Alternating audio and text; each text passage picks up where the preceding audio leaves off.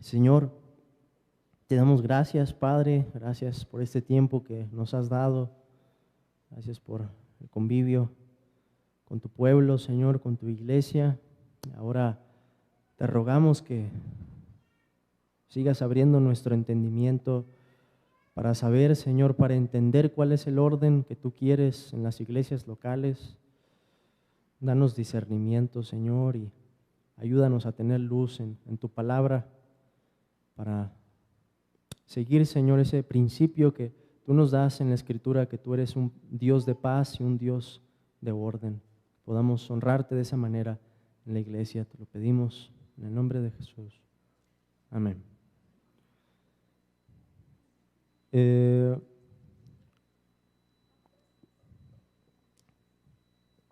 esta ocasión, hermanos, vamos a estar pensando más en qué significa las llaves del reino. Creo que es una expresión que estuve utilizando bastante en la sesión anterior, pero ahora vamos a abocarnos en preguntar qué es lo que significan las llaves del reino, qué son las llaves del reino, y en las próximas sesiones seguiremos hablando de cómo se aplica esa autoridad. Para ese fin voy a estar utilizando de la obra de John Cotton. John Cotton era un congregacionalista. Ese libro se llama Las llaves del reino de los cielos. Todavía no está en español. Nuestro hermano Jorge Rodríguez tenía por ahí una porción, los primeros capítulos. Creo que tenía todo el libro traducido, pero todavía no lo han revisado, entonces todavía no pueden publicarlo. Falta revisar ahí algunas cosas. Pero si el hermano pues lo llegara a publicar o si llegaran a revisar esos capítulos, voy a preguntar para ver si podemos tenerlos, imprimirlos o alguna forma en que podamos tener ese material en español. Pero ese libro fue bastante influyente en la teología de varios congregacionalistas, incluso de hombres como John Owen, quien conocemos por su teología, o Thomas Goodwin, de los hermanos que escribieron la Declaración de Saboya, de donde toma también nuestra confesión para escribir el capítulo de la iglesia. Pues esa obra fue bastante influyente para ese propósito, y vamos a ver hoy por qué. Pero en primer lugar, hermanos, vamos a un texto en donde aparece esa expresión, que es Mateo capítulo 16. Mateo capítulo 16, versículo 19, pero vamos a leer desde el 15. Mateo 16, 15.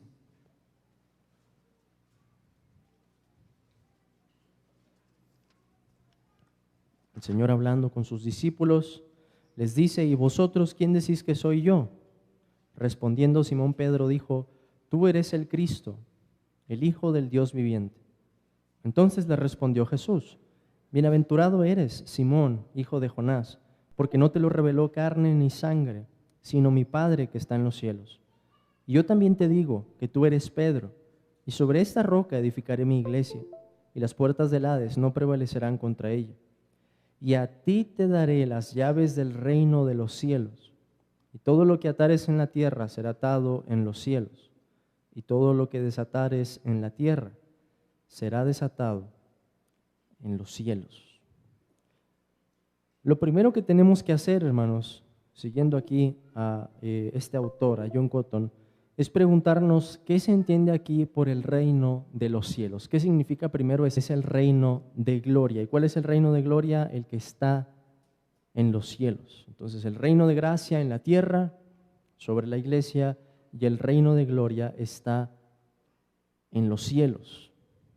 Esto quiere decir que las llaves son también el privilegio de que lo que se ate en la tierra va a ser atado en el cielo, que lo que pase aquí, en la iglesia, en la tierra, aunque esa realidad escape de nuestros ojos, hay algo que está pasando en el cielo.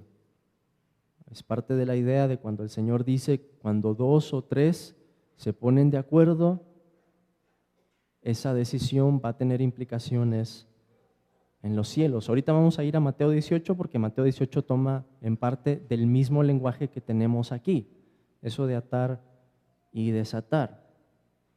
Pero el punto es entonces, hermanos, que esa autoridad o ese poder se ejerce sobre la iglesia en la tierra, pero también hay consecuencias en los cielos. Eso nos ayuda a poner en perspectiva cuáles son las implicaciones de que una persona entre a la membresía o de que una persona sea expulsada. Porque alguien podría decir, oye, pero a mí me está expulsando la iglesia y ustedes son un montón de hombres.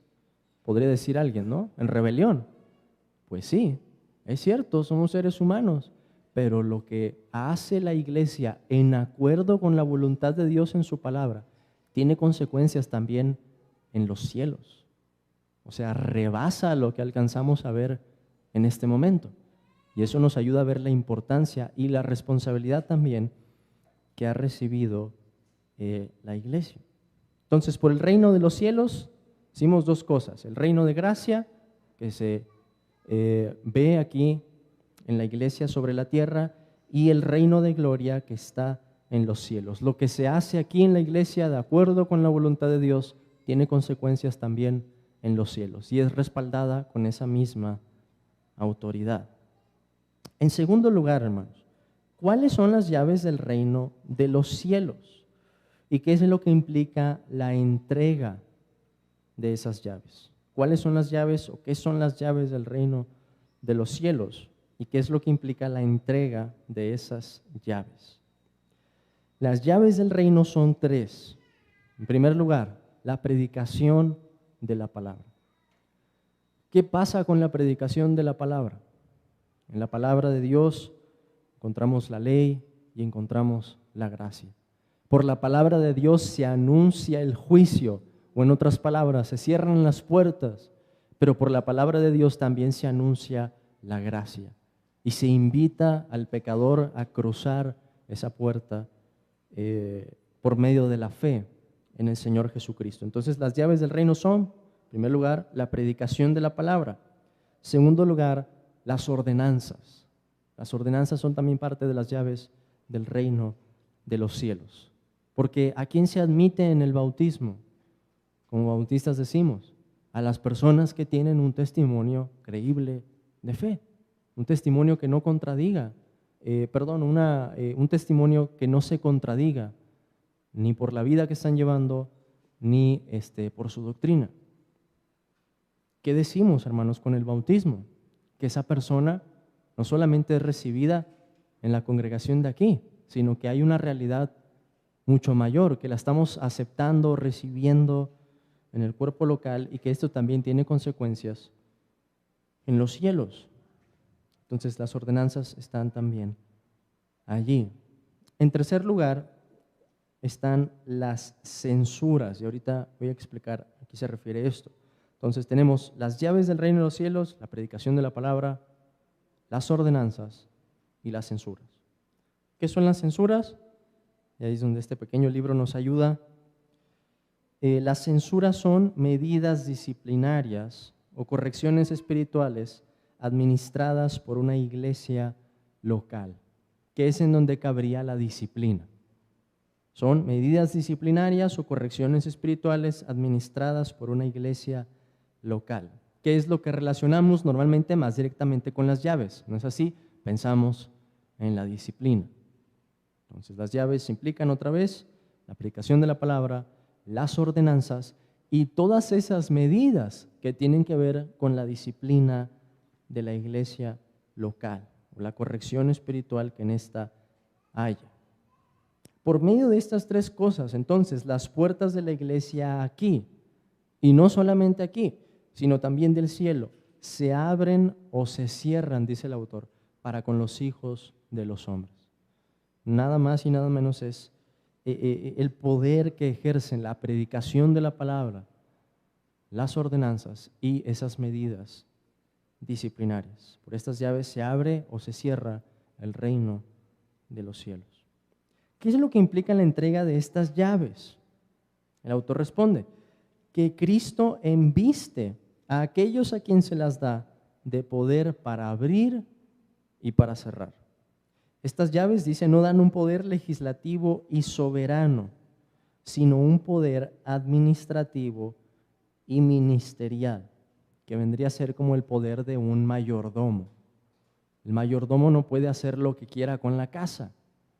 Hay órdenes, hay reglas. Él no puede inventar las reglas, se las pone su Señor. Lo mismo pasa en la iglesia. No es un poder legislativo y soberano. No es que la iglesia va a empezar a dictar entonces, como ocurre en Roma, cuáles son los dogmas o qué es lo que podemos hacer y qué es lo que no podemos hacer. Eso lo estipula la palabra de Dios. Pero la iglesia entonces goza de ese poder administrativo y ministerial. Dios ha dado las reglas, Dios nos ha dado su palabra, lo que hacemos es una administración de ese poder. Lo hacemos en sujeción a nuestro Señor Jesucristo. Hay una diferencia ahí entonces. Y es esa diferencia, creo que la vez pasada se los dije, que la iglesia no es una democracia. Si fuera una democracia, nosotros pondríamos las reglas aquí y diríamos, esto es lo que se debe hacer, esto es lo que no se debe de hacer. Pues no es así. Dios nos ha dado las reglas. Nosotros como mayordomos hacemos un ejercicio de ese poder. Entonces, pregunta número 3. ¿Qué es lo que hacen estas llaves o cuáles son las acciones de estas llaves? Cristo le dijo a Pedro, y a ti te daré las llaves del reino de los cielos, y todo lo que atares en la tierra será atado en los cielos, y todo lo que desatares en la tierra será desatado en los cielos. O sea, las llaves sirven para atar y desatar. Y es interesante que el Señor lo haya dicho de esa manera, porque sabemos que las llaves no tienen una función de atar y desatar. Es una metáfora.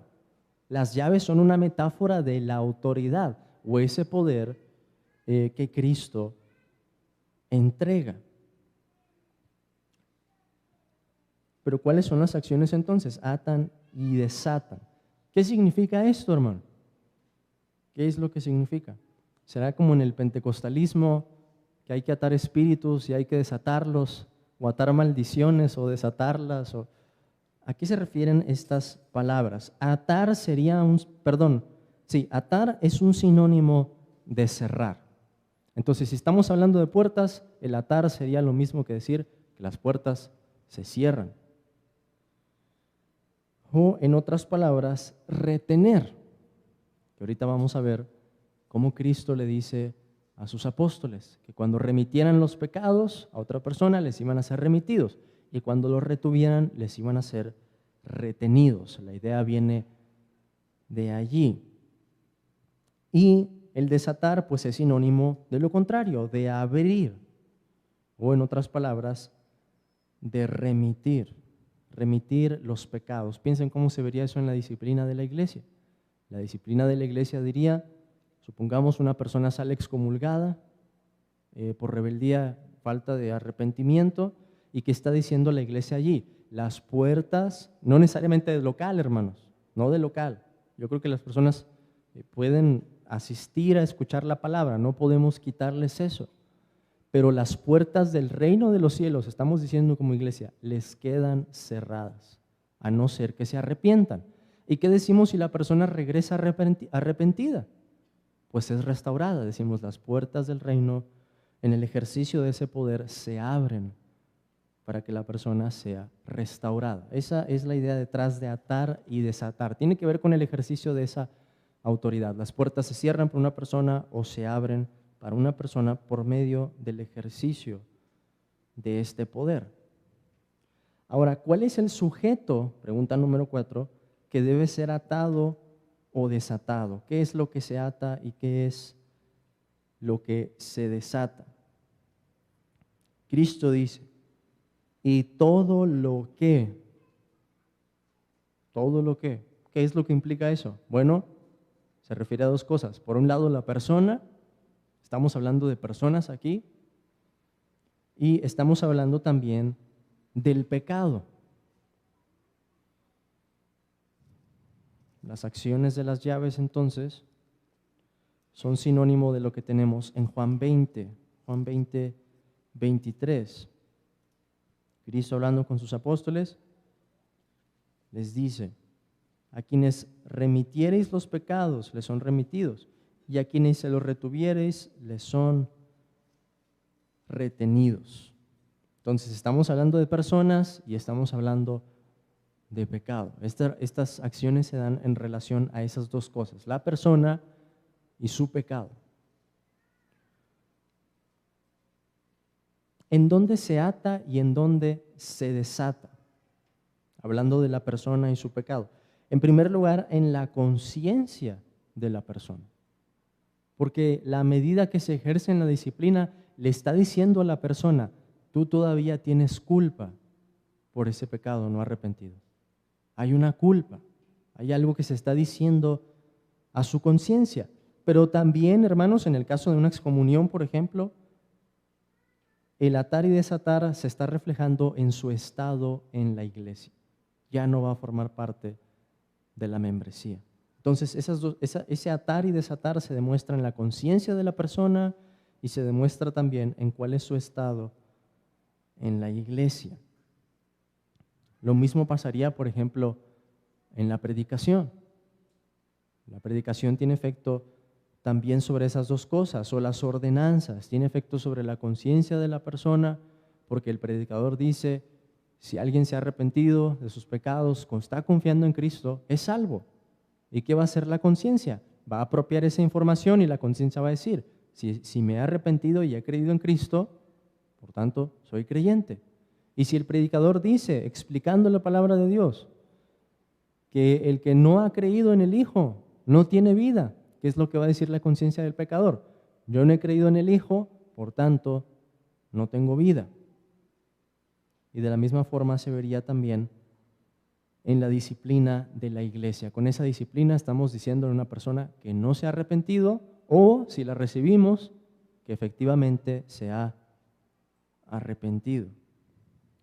¿A quién se otorga este poder de las llaves? Y aquí nos vamos a detener más tiempo. ¿A quién se otorga este poder de las llaves? Volvamos a Mateo capítulo 16. Versículo 19. Cristo le dijo a Pedro: y a ti te daré las llaves del reino de los cielos. Entonces, en primer lugar hay que preguntar: ¿a quién se las entrega ahí? A Pedro. Está sencillo el texto. Y por eso es que vemos en muchas imágenes, en la iglesia de Roma, por ejemplo, que pintan el cielo como si Pedro estuviera allí con las llaves, ¿no? Para dejar entrar a las personas o para no dejarlas entrar. Está claro que es Pedro, pero aquí viene la discusión. ¿Pedro considerado como qué? Mateo 16, 19. ¿Pedro considerado como qué? Porque Pedro era apóstol, ¿verdad? ¿Ok? Pedro era anciano también. Pedro era pastor, lo dice en su carta, primera de Pedro, capítulo 5, versículo 1. Él habla a los ancianos y dice que él también era anciano con ellos. Yo no creo que esté hablando de la edad, está hablando del ejercicio de ese oficio. Y Pedro también era un creyente, un creyente. Entonces, hermanos, Cotton responde que debemos considerar a Pedro en esas tres formas. Como apóstol, a los apóstoles se les entregaron las llaves. Ahorita veíamos en Juan 20, el Señor les dice: a quienes le remitan los pecados, les son remitidos. A quienes se los retengan, les son retenidos. Pero el Señor también ha dado esa autoridad a los ancianos. Vean, por ejemplo, Hebreos capítulo 13, versículo 17. Hebreos 13, 17.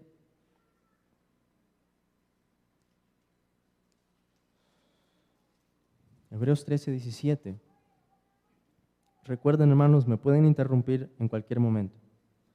Hebreos 13, 17. Obedeced a vuestros pastores y sujetaos a ellos, porque ellos velan por vuestras almas, como quienes han de dar cuenta, para que lo hagan con alegría y no quejándose, porque esto no os es provechoso. Y 1 Timoteo, capítulo 5, versículo 17. 1 Timoteo 5, 17. Vean cómo se describe la tarea de los ancianos. Los ancianos que gobiernan bien, sean tenidos por dignos de doble honor, mayormente los que trabajan en predicar y enseñar. Entonces, claro que Dios ha dado a los ancianos una autoridad, o a los pastores, o a los obispos. Es un sinónimo. La encontramos en Hebreos 13:17 y la vemos también en 1 Timoteo 5. Los ancianos o los pastores están velando sobre las ovejas. ¿Y de dónde viene la autoridad del pastor? El pastor tiene que explicar la palabra de Dios y aplicar esa palabra.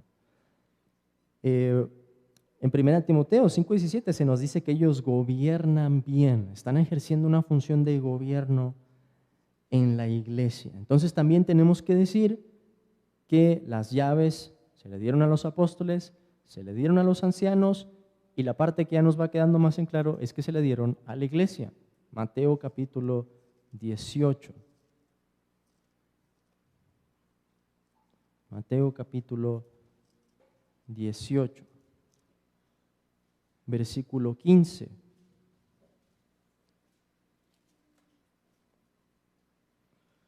Por tanto, si tu hermano peca contra ti, ve y repréndele estando tú y él solos.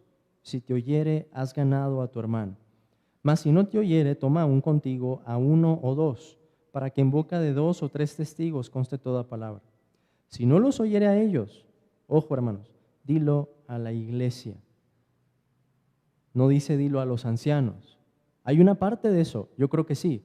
En esa autoridad ministerial que los ancianos tienen, pues necesitan estar enterados de si una disciplina va a proceder, pasando de los testigos hasta el último paso a la iglesia. Pero vean cómo se ejerce esta autoridad. Dilo a la iglesia.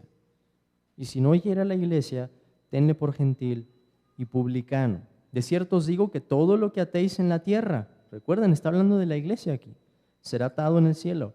Y todo lo que desatéis en la tierra será desatado en el cielo. Otra vez os digo que si 2 de vosotros se pusieren de acuerdo en la tierra acerca de cualquiera cosa que pidieran, ¿cuál es el contexto? Disciplina.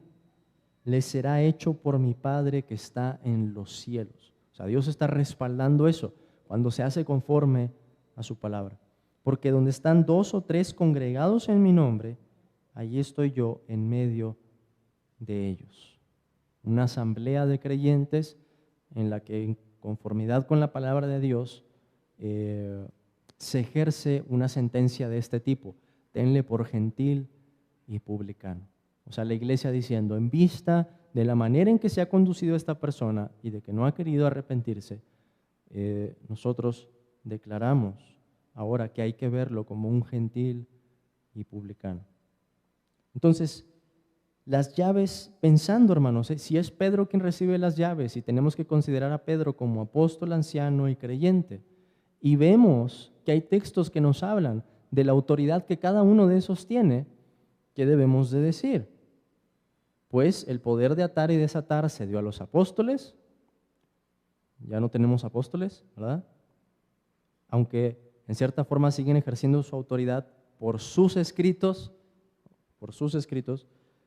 pero tenemos ancianos y creyentes. Entonces ese poder para atar y desatar se realiza en la armonía, en consonancia que debe haber entre la iglesia y sus pastores. Los dos actuando con la misma mente, con el mismo propósito, para decir, vamos a recibir esta persona o vamos a excomulgar esta persona o vamos a restaurar a esta persona, etcétera. Entonces, cuando esa medida disciplinaria se administra correctamente, Cristo la respalda con esa promesa del poder de las llaves, de que eso va a ser eficaz. Si se realiza de una manera o con una sentencia que no corresponde al caso, o sea, si estuviéramos cayendo en un abuso, sea de la iglesia o sea de los ancianos, y no corresponde eso a las reglas que Dios ha prescrito, Dios no va a respaldar lo que esa sentencia diga. Y eso debería darnos temor. Decir algo, hermanos, piensen en eso, o cerrarle las puertas a alguien a quien deberíamos abrírselas, o abrirle las puertas a alguien a quien deberíamos cerrárselas. Ese es el peligro aquí. Esto nos dice que un ofensor entonces no puede ser expulsado sin la participación de la iglesia. Todavía vamos a seguir viendo cómo encaja bien esa relación pastor-iglesia en el momento de esas sentencias. Pero algo queda bien claro: una persona no puede ser expulsada sin que la iglesia, por esas llaves, haya tenido participación en ese proceso.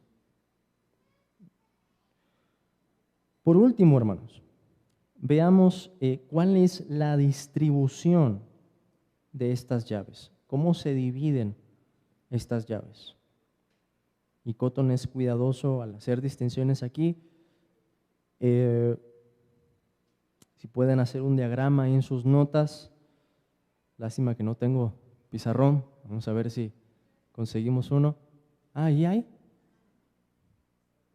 Bueno, va a ser para la próxima, yo creo. Está escondido ahí. Sí, a la próxima lo ponemos aquí. Pero en primer lugar está la llave de la fe. La llave de la fe. Y abajo, en un segundo orden, hay otra llave, que es la llave del orden. La llave de la fe y la llave del orden. La llave de la fe y la llave del orden. Ahora, la llave del orden se va a dividir en dos. O sea, esa que tienen abajo va a salir así en dos partes. La llave del orden se divide en la llave de poder y en la llave de autoridad o gobierno. Y ahorita vamos a ir a eso. Entonces tenemos la llave de la fe arriba, la llave de orden abajo, y la llave de orden se divide en la llave de poder y en la llave de autoridad o gobierno. Primero, ¿qué es la llave de la fe? Lucas capítulo 11, versículo 52. Lucas 11, 52.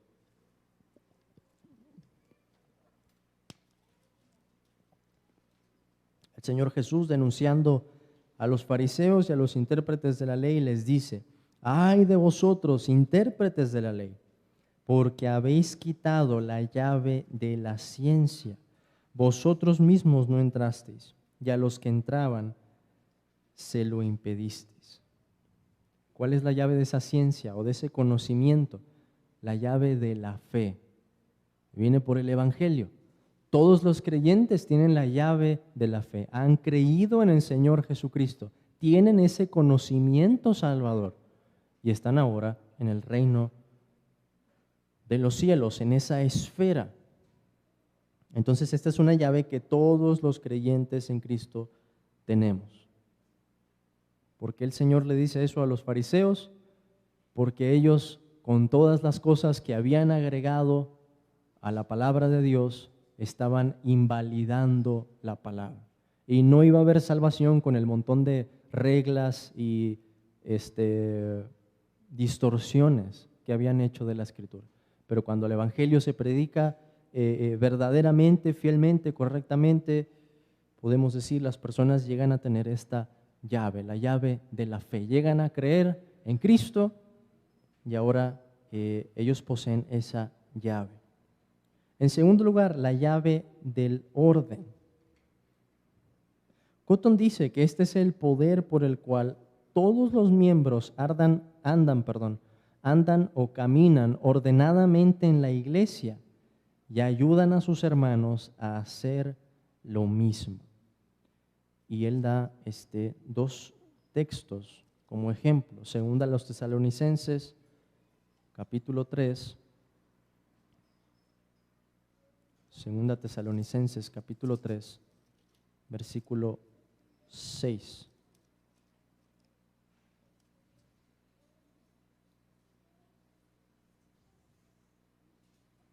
La llave del orden. El texto dice: pero os ordenamos, hermanos, en el nombre de nuestro Señor Jesucristo, que os apartéis de todo hermano que ande desordenadamente y no según la enseñanza que recibisteis de nosotros. ¿Qué poder tiene la iglesia entonces para tomar una determinación así y apartarse de todos los que andan desordenadamente? Esta llave del orden. Una llave que Dios ha dado a su iglesia para que caminemos, para que andemos, para que vivamos en el orden que Él ha establecido. Y otro texto que se menciona es 1 Tesalonicenses capítulo 5, versículo 14. Que nos dice: también os rogamos, hermanos, que amonestéis a los ociosos, que alentéis a los de poco ánimo, que sostengáis a los débiles, que seáis pacientes para con todos. ¿A quién se lo pide eso? ¿A los ancianos? No, se está refiriendo a toda la iglesia como un conjunto. De tal manera, hermanos, preguntémonos en esa iglesia, ¿qué hubiera pasado si alguien llega y amonesta a uno de los ociosos? Y el ocioso le dijera: oye, ¿y con qué autoridad estás haciendo esto? ¿A ti quién te puso para venirme a decir eso? ¿Qué vamos a decir?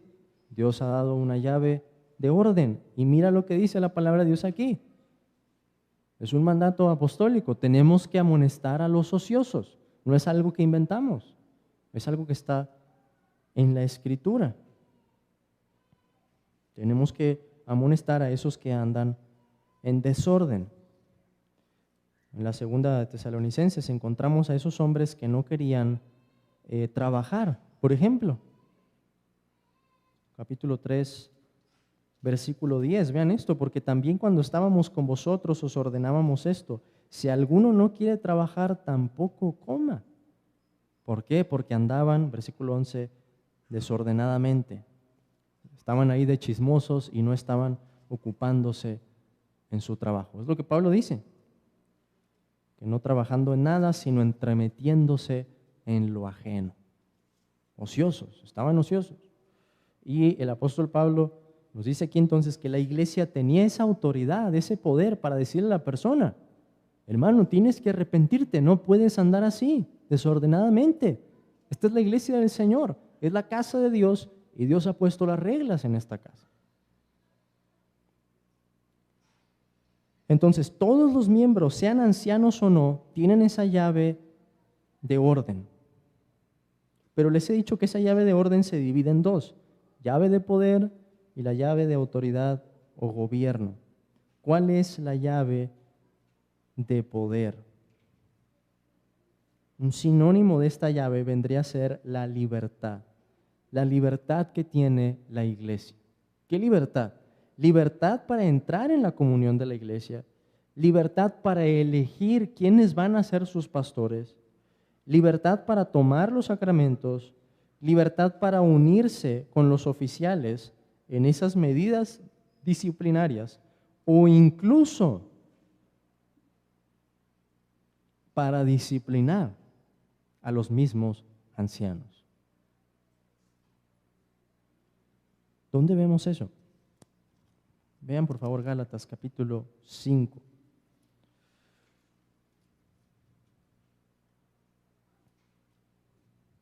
Gálatas capítulo 5, versículo 7. Nos dice: vosotros corríais bien. ¿Quién os estorbó para no obedecer a la verdad? Esta persuasión no procede de aquel que os llama. Un poco de levadura leuda toda la masa.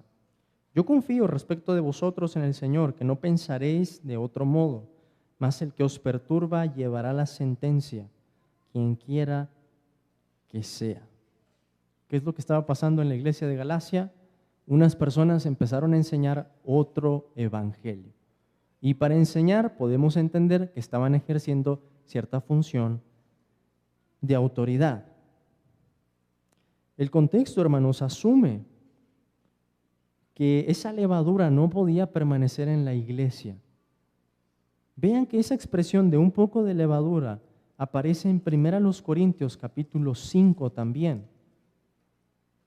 1 Corintios capítulo 5, versículo 6.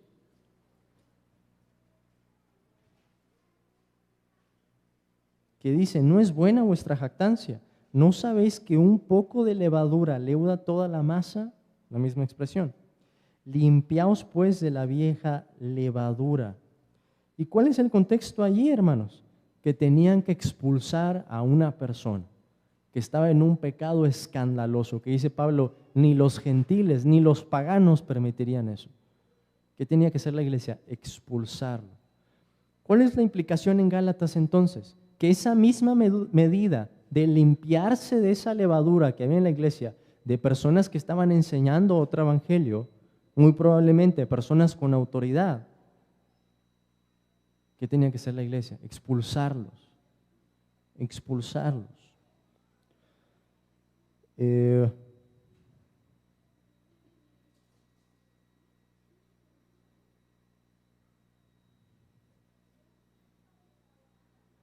Cotton argumenta allí también, hermanos, que esa palabra libertad en el versículo 13, cuando Pablo dice, porque vosotros, hermanos, a libertad fuisteis llamados, solamente que no usáis la libertad como ocasión para la carne, sino servíos por amor los unos a los otros. Él argumenta que esa es la libertad de la iglesia. Yo no estoy todavía muy seguro de ese argumento, en particular de ese texto, por eso no lo voy a usar de esa manera, pero creo que el principio está allí. Había personas que estaban enseñando otra cosa, estaban contaminando con esa levadura, ¿y qué tenía que hacer la iglesia? Fuera, sacarlos. Estaban enseñando otro evangelio esas personas. Creo que es una deducción que podemos hacer de Mateo capítulo 18 también, que la iglesia debería tener esa llave de poder como para expulsar, bueno, en primer lugar amonestar, pero si no se arrepiente, expulsar a uno o a varios de sus ancianos. Vamos a seguir hablando de eso después, pero esa es la idea, que esa llave de poder da la libertad a la iglesia para entrar a la comunión, para tomar las ordenanzas, para elegir a los pastores o para ejercer una medida disciplinaria. Y por otro lado estaba la otra llave de orden, o en la otra que se divide, que es la llave de autoridad o gobierno. Llave de autoridad o gobierno. Y esa es la parte en que entran los pastores. Entonces, todos tenemos la llave de la fe, hemos creído en Cristo, y la llave de orden, esa llave de orden que se divide en poder y autoridad, se divide respectivamente en la iglesia como un todo y la llave de autoridad o gobierno en los ancianos. El hermano Jorge ponía este ejemplo, que la forma en que ocurre la disciplina en una iglesia es que la iglesia es el jurado, la iglesia está evaluando, la iglesia escucha cuáles son las evidencias, qué es lo que se dice, cuál es el estado de esa persona, contrasta, compara, piensa en la palabra, piensa si es culpable o no esa persona. Y el pastor es el que juntamente con la iglesia, trayendo eso a la iglesia, ejecuta una sentencia como un juez, que después de escuchar el veredicto del jurado, dice sí, efectivamente, culpable. Y esta va a ser la sentencia. Esto es lo que va a ocurrir. Esta va a ser la medida disciplinaria. Y la idea, hermanos, es que esa autoridad se ejerce en armonía entre la iglesia y el pastor, o los pastores, los ancianos, que resultan de acuerdo en ese juicio y resultan de acuerdo también en la sentencia, de decir es cierto, fulanito hizo esto efectivamente y fulanito no se ha arrepentido, lo estamos viendo, está aquí con nosotros, o ya no quiso hablar con nadie, dijo que no iba a escuchar a nadie, y hay que tomar una determinación. El pastor sería como la boca entonces en ese momento de la iglesia para decir si es cierto, fulanito, eres culpable. Y los bautistas, hermanos, eran tan serios en esto que quiero leerles una parte aquí de cómo lo hacían. Escuchen esto. Pero si él rehúsa, la persona que pecó, escucharlos después de haber usado todos los medios y amonestaciones debidos, entonces la falta tiene que ser presentada a la iglesia Y si también rehúsa escuchar a la iglesia, tiene que ser echado fuera. El anciano debe preguntar si el hermano ofensor, según sus juicios, es incorregible y rehúsa escuchar a la iglesia. Pregunta que es respondida en sentido afirmativo por el voto de la congregación o de la mayoría de los hermanos alzando las manos o por el silencio de ellos, después de haber invocado a Dios y haber explicado la naturaleza de la ofensa y la justeza de sus procedimientos. El pastor, en el nombre y por la autoridad de Cristo, pronuncia la sentencia de excomunión a tal efecto. Y la sentencia bien escrita. O sea, ya tenían un texto y lo que hacían era ponerle un nombre, el nombre de esa persona. La sentencia dice esto: siendo, una raya para poner el nombre, culpable de gran iniquidad y no manifestando arrepentimiento no fingido, sino rehusando escuchar a la iglesia, pronuncio y declaro, en el nombre y por la autoridad de Cristo, que me ha sido encargada como pastor de esta iglesia, que él debe ser y, por la presente, es excomulgado, excluido o echado fuera de la congregación, y que ya no debe ser reconocido como hermano o miembro de esta iglesia, y que esto es para la destrucción de su carne, a fin de que su espíritu sea salvo en el día del Señor Jesús. Esa es la sentencia escrita. Entonces, lo dejaban por escrito, así como dejarían escrito en una constancia de la reunión de miembros que se había agregado una o cuantas personas con los nombres de esas personas.